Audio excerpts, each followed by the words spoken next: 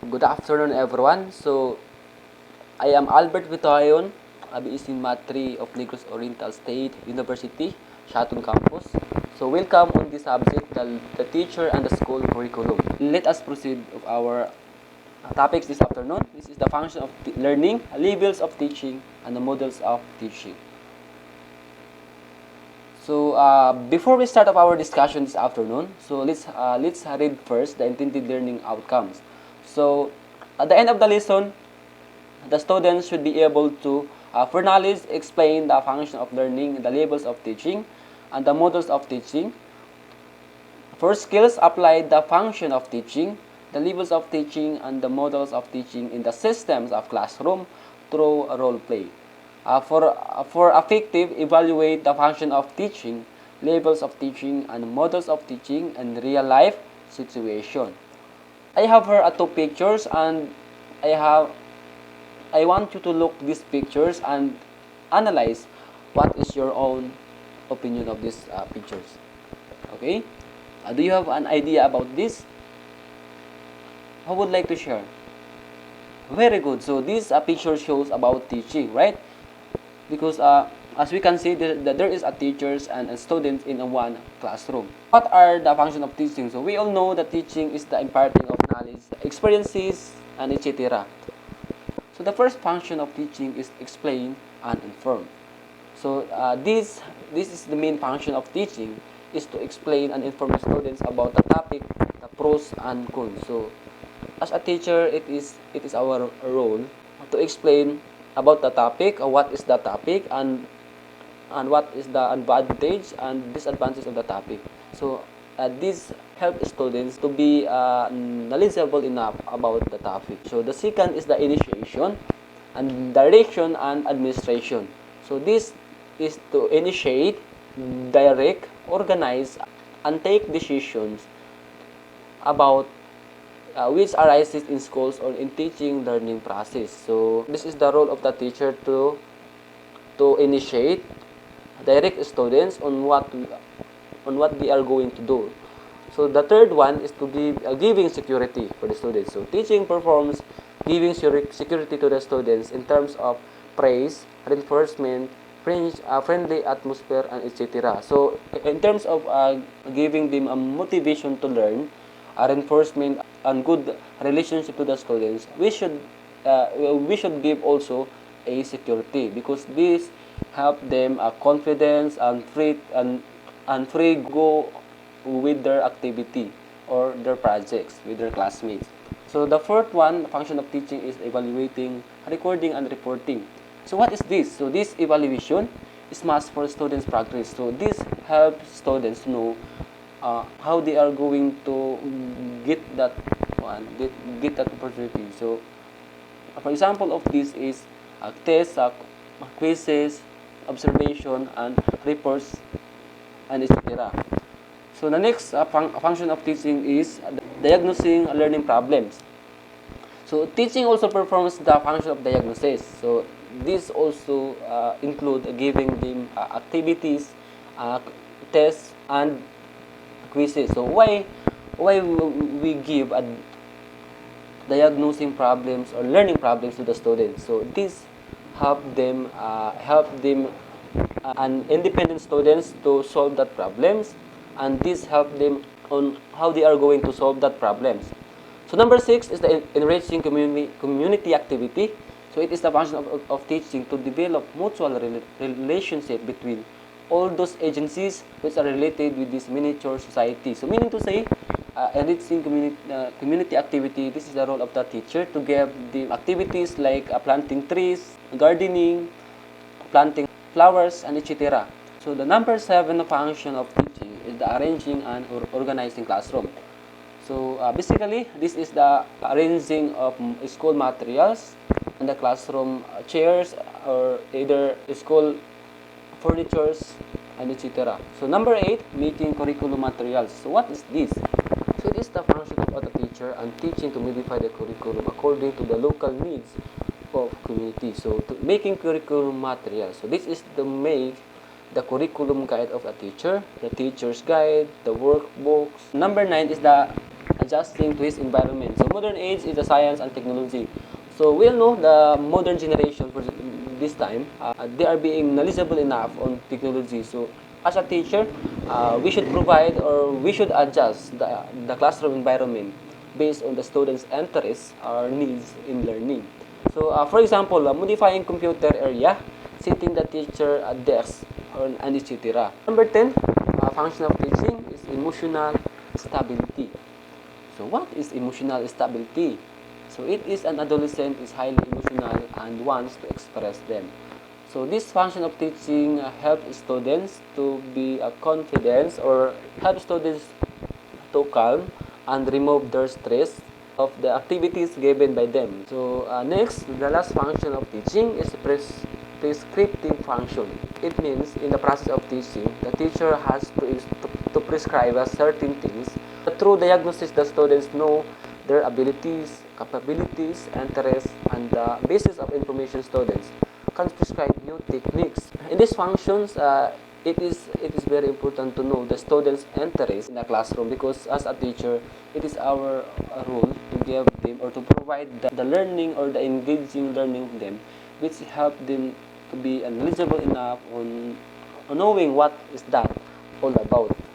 So let us proceed on the levels of teaching. So what is the levels of teaching? So we all know that teaching demands the different kinds of strategies, techniques, and methods as compared to the other professions. So teaching is differed due to the content and students' level and purpose of learning. There are 4 levels of teaching by teachers. So the first level is autonomous. Second, memory, which is also known as thoughtless teaching. Third, understanding level or thoughtful teaching. And last is reflective level or upper thoughtful teaching. So we define these 4 so that we know what is this levels of teaching. What is autonomous level of teaching learning? So this level of teaching is based on the educational philosophy, in which believe that human beings are inherently active. So mean to say, the students is being active. The teacher focus on their learning styles or learning needs. It should be the child-centered. So it focus on the child's learning needs in terms of their individual differences of learning. So the second levels is memory level. So it is the memory level of teaching in which the teaching is done to provide textbooks, not knowledge rather than textbook knowledge to the students, and the emphasis is more given memorization rather than learning. So the memory level of teaching is focused on memory or, or brain. For example of this is memorization. So there are elements of a level of teaching. These are the 9 levels of teaching. So the first, objectives. Second, aims. The third, nature of subject matter. Fourth, methods of use. 5, role of teacher. 6, role of learner. 7, teaching equipment used by teacher. Number 8, nature of motivation. And number 9, evaluation system. So why do you think these elements of memory level of teaching helps the memory of our students develop or improve their knowledge? So the first is the objectives. So objectives, we all know, this is the imparting of knowledge or information to the students.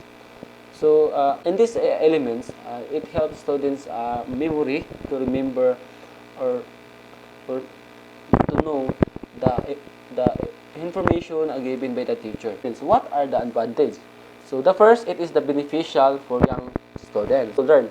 Second, is useful for slow learner. Let us proceed to disadvantage of memory level. So this is not beneficial for higher classes. Let's proceed to understanding level of teaching. So this implies knowing the meaning of things, concepts, and grasping ideas, and interpreting some relationship, and to apply facts and inferring things from some other. So in this level class, so the learner required to comprehend factual information. Okay, so let us proceed on model of teaching. This is a plan or pattern that can be used to shape curriculum or long-term course of studies to design instructional materials, and to guide instruction in the classroom and other settings based on choice and will. So these are the advantage and the sources of models of teaching. So let's go over on the advantage of model of teaching. So the first is the guidance. Second is developing curriculum, the improvement in teaching. Let us proceed on the sources of teaching. So there are 4 sources. So the first sources is the social interaction. Second sources of model of teaching is the information process sources. The third is the personal source. And the fourth is behavior modification as a source. Then, let us proceed to elements of models. So the first, focus. Second, syntax. And third, social system. And the last one is the support system. Focus is the objectives and aspects of teaching. The second is the syntax. This is the model in action. Next, social system. This time, the students and the teacher's role. So, the support system, this time, these elements of model is to provide facilities to teacher and the students. There are the five characteristics of a model of teaching.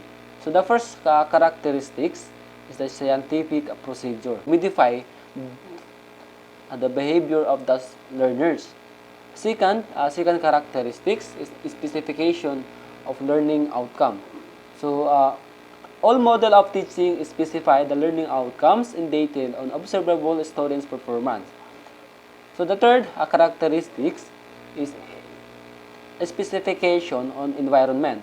So this specifies in definite terms the environmental condition under which the student's response should be observed. And then the fourth, the criterion of performance. So this is a model of specify the criteria of acceptable performance which is expected from the students. And then the last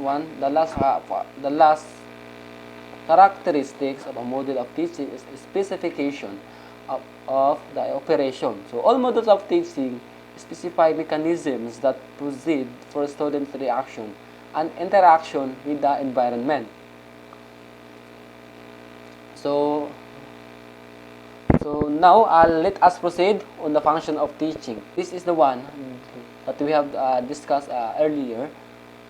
So the first is the guidance. So this is the function of teaching wherein the teacher serves as a useful purpose of providing and definite terms on what the teacher has to do. Then the second is the developing curriculum. So this teaching helps the development of curriculum for different classes at different levels of education. And then the next is specification of instructional material. This model of teaching specifies details the different types of instructional materials which are to be used by the teacher to bring desirable changes in the personality of the learners. And then the next one is the improvement of teaching. So these models help the teaching learning process and improve effectiveness of teaching. So this one, as a teacher, you know how to improve teaching and teaching strategies, techniques, and etc. So that you are going to handle your students effectively and smoothly. So since we are done of our discussions about this afternoon class, so do you have questions or clarifications about the topics of which is function of teaching, levels of teaching, and the models of teaching? So if none, class, so if do you have questions, please comment down below so that I will be able to see your questions and so that I can answer your questions or clarification. So since we are done of our discussion this afternoon class, so I have here questions. What have you learned from the discussion? So what have you learned from the function of teaching, levels of teaching, and the model of teaching? So what have you learned from this discussion?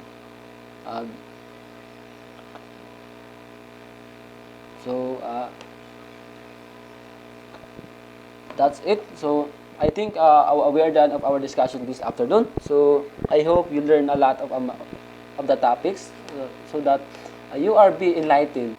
That's it. Thank you for listening, class. Good afternoon again. Once again, good afternoon.